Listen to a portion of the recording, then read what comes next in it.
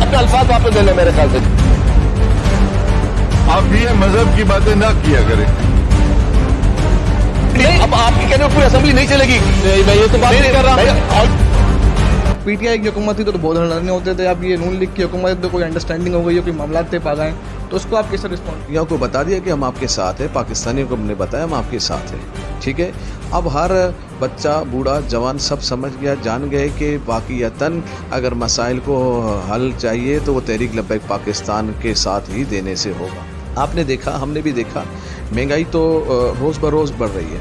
अच्छा, इसका सबब कौन है, असबाब कौन है? यानी कौम हमसे तो ये उम्मीद लगा रही है कि हम दोबारा निकले, तो हम ये कौम को बता रहे हैं कि दोबारा निकलेंगे, हम कम कराएंगे क्या? फिर कोई गारंटी है कि फिर का बड़ा यानी कीमतें नहीं बढ़ेंगी, फिर बढ़ेंगी।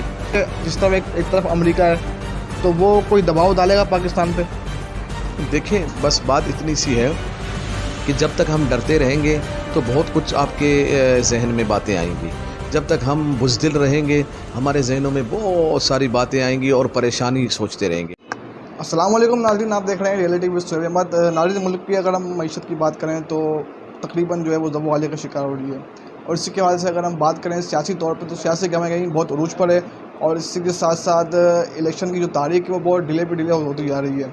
और इसके साथ एक क्यास आड़ियाँ मुल्क में पाई जा रही हैं जिसमें कहा जा रहा है कि इलेक्शन जो है वो अपने मुद्दत पे नहीं हो सकते, अपने टाइम पीरियड के मुताबिक नहीं हो सकते। तो इसी के हवाले से हमारे साथ तहरीक लब्बैक पाकिस्तान जो कोरियन पार्टी है उसके साबिक रुकन सूबाई असम्बली और TLP के जो कराची के अमीर हैं वो हमारे साथ मौजूद हैं। इनसे हम कुछ मईशत के हवाले से, कुछ मुल्क की सूरत हाल पर, क्योंकि ये एक मिनिस्टर भी रहे हैं साबिक अपने पहले इलेक्शन में जो TLP के थे, तो उसी के हवाले से हम मज़ीद इनसे जानते हैं कि इस दफ़ा जो है पाकिस्तान की जो सियासी गहमा गहमी है और बिलखुसूस जो फ़लस्तीन के मामला आते हैं, आप देख सकते हैं कि जिस तरह से फ़लस्तीन के मुसलमानों के साथ जो जुल्म हो रहा है वो सबके सामने है। तो इसके बाद से हम चलते हैं। मुझसे बहुत शुक्रिया कीमत वक्त है आपका।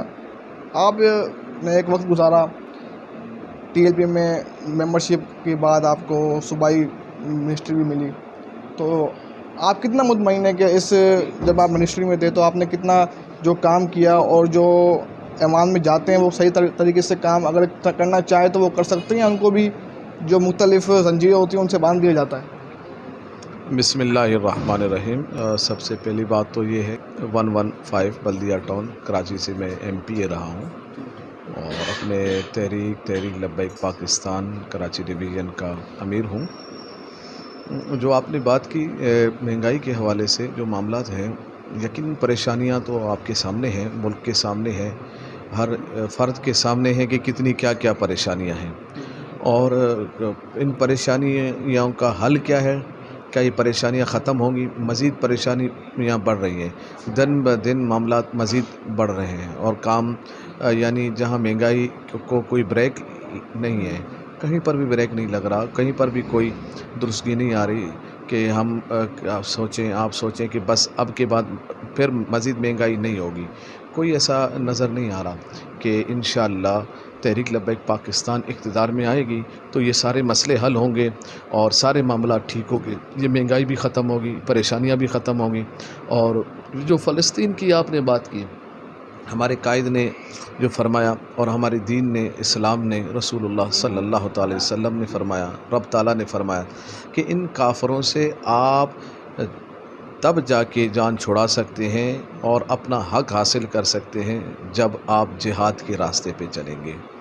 और जब तक आप जिहाद के रास्ते को आप तर्क करेंगे, इस रास्ते को आप इख्तियार नहीं करेंगे, इससे आप भागते रहेंगे, इससे आप परेशान होते रहेंगे, तो फिर आप ज़िल्लत रुसवाई फिर मुक़द्दर में लिखी जाती है। अमेरिका का चेला और इसी तरह यूरोप का ये नाजायज़ औलाद इसराइल, जिसको हमास ने, मुजाहिदीन ने अपने जिहाद के ज़रिए से, इस्लाम के हुक्म के ज़रिए से, इस्लाम के फरमान के मुताबिक, इस्लाम की हिदायत के मुताबिक ही उन्होंने अपना हक़ हासिल किया।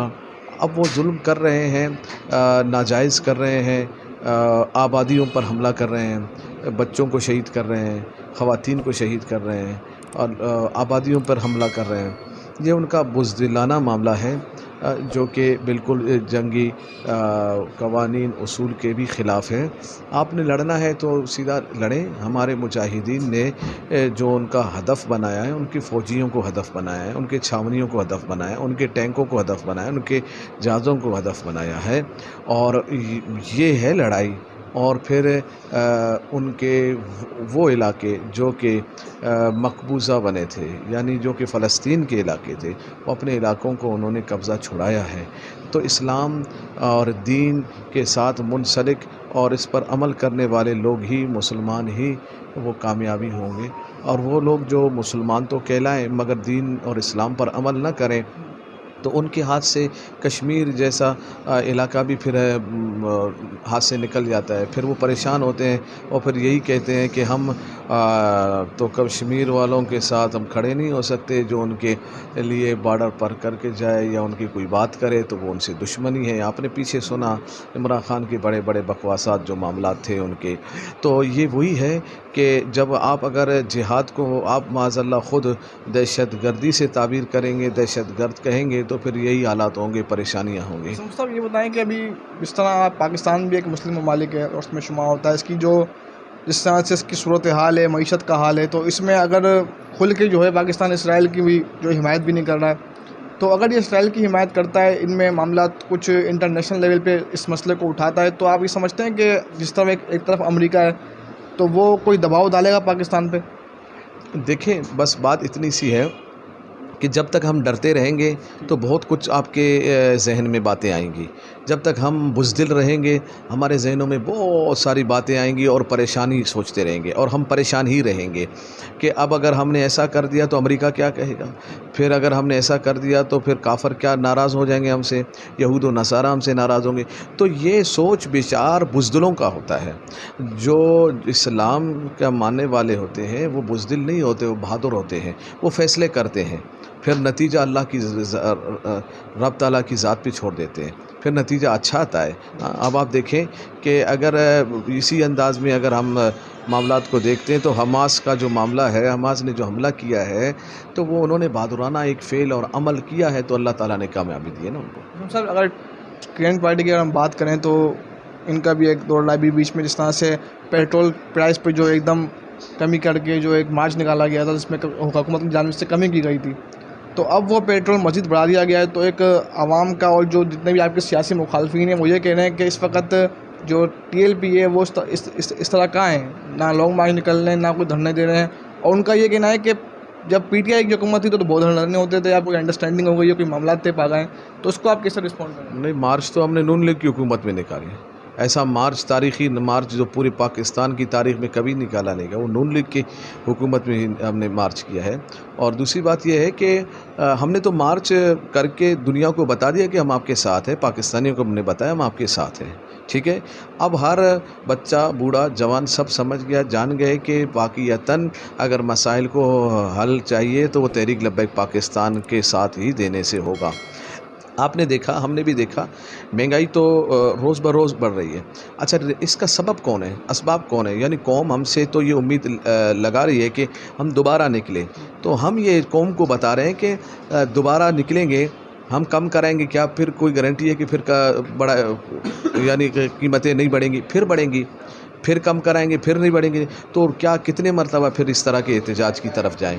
تو یقیناً اس کا حل چاہیے. تو حل یہی ہے جو تحریک لبیک پاکستان نے دیا ہے آپ کو، کہ ہم نے ایک مرتبہ حل کم کرا کے آپ کو بتا دیا کہ انشاءاللہ ایسی چیزوں کو، مہنگائی کو ہم روک سکتے ہیں، ہم روکیں گے انشاءاللہ.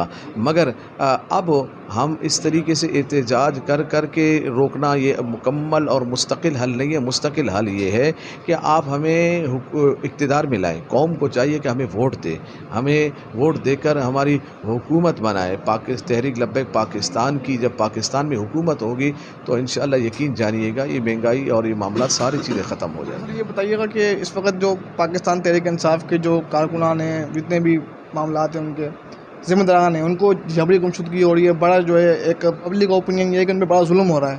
تو ان کی حکومت میں آپ کے اوپر بھی ظلم ہوا تھا، TLP پہ خاص طور پہ، تو اس کو آپ کس طرح دیکھتے ہیں کہ اس طرح کے واقعات ہونے چاہیے پاکستان میں یا نہیں ہونی چاہیے، بھلے کسی کی بھی حکومت؟ دیکھیں، ہم اس کو اس طرح دیکھتے ہیں، یہ ہمارے قائد ملت اسلامیہ مجدد دوران فنافی خاتم النبیین امیر المجاہدین مفتی خادم حسین رضوی رحمۃ اللہ علیہ کی دعائیں نتیجہ ہے، بس ہم یہ دیکھتے ہیں اس کو۔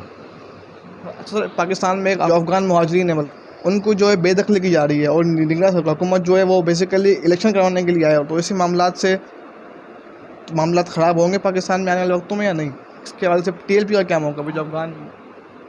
اور دیکھیں، افغان باشندے جو ہیں ان کو حکومت پاکستان سلیقے سے ان کے ساتھ پیار محبت، وہ ہمارے اسلامی ملک ہے، وہ ہمارے بھائی ہے، تو ان کو بھائی چارہ اور پیار محبت والے ماحول میں رہ کر ان کا مسئلہ دیکھا جائے۔ اس ساتھ میں صورتحال دیکھی ہے کہ ہمارے ساتھ موجود تھے پاکستان تحریک لبیک پاکستان کے جو ایک مرکزی شورا کے رکن بھی ہیں اور سابق MP بھی رہ چکے ہیں، ان سے ہم نے کچھ تلخ سوالات کیے اور ان سے جاننے کی کوشش بھی کی، اور مزید جو ہے اس طرح کے واقعات روشنی ڈالی۔